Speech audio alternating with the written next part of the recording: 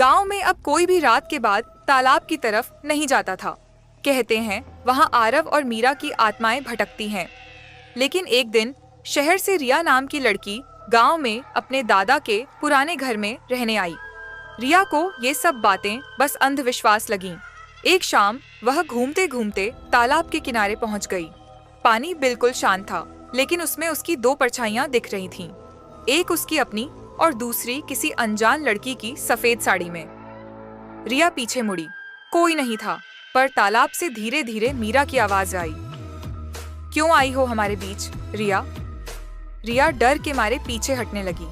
तभी किसी ने उसका हाथ पकड़ लिया। वो आरव था, उसी पुराने कपड़ों में, आंखें बिल्कुल काली।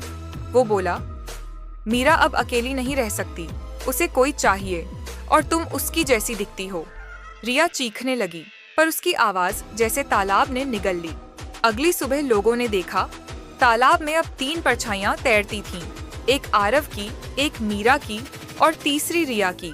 अब जो भी उस तालाब के पास जाता है, उसकी परछाई 3 से 4 हो जाती है, और एक परछाई हमेशा के लिए उसके साथ चली जाती है। तालाब अब पूरे गांव के लिए शाप बन चुका था। हर कुछ दिनों में कोई न कोई वहां से गायब हो जाता।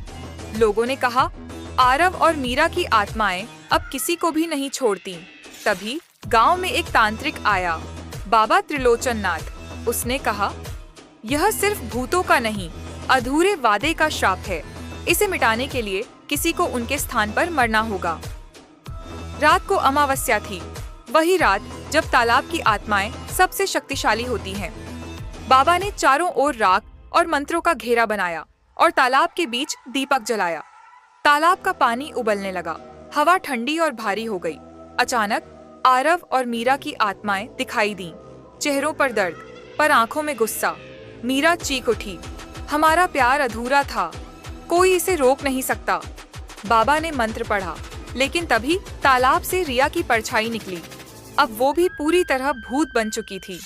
रिया ने तांत्रिक का हाथ पकड़ लिया और बोली, अब बहुत देर हो चुकी है बाबा, अब यह तालाब किसी की नहीं, हमारी दुनिया है। एक तेज धमाके के साथ पूरा तालाब खून के रंग में बदल गया। बाबा त्रिलोचन नाथ वहीं गायब हो गए। सुबह जब गांव वाले पहुंचे तो तालाब सूख चुका था, लेकिन बीच में मिट्टी पर 3 नाम खुदे थे, आरव, मीरा और रिया। गांव के लोग अब उस जगह को शापित तालाब कहते हैं। कहा जाता है, हर अमावस्या की रात वहां हल्की सी हंसी सुनाई देती है। तीनों आत्माएं अब भी साथ हैं, हमेशा के लिए। सालों बीत गए, गांव का नाम बदल गया, तालाब सूखकर एक खाली जमीन बन गया। लोगों ने सोचा अब सब खत्म हो गया है। वहीं पर शहर से आए एक परिवार ने एक नया मकान बनाया, नाम रखा शांति निवास।